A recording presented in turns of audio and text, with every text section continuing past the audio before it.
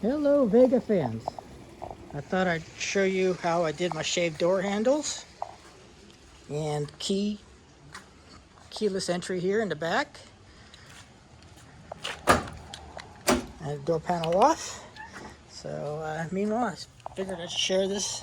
So I have a little plunger here that helps pop the door open. And we've got a solenoid here. Here's the original door handle rod that I had cut and threaded. Welded a tab here, added a cable, and show you the actuating motion there. You come around to the back. Here's the trunk. Plunger installed up here. And this is how this mechanism works in here.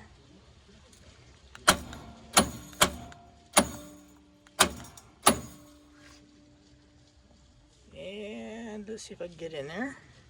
That is how I install the bracket to this side here.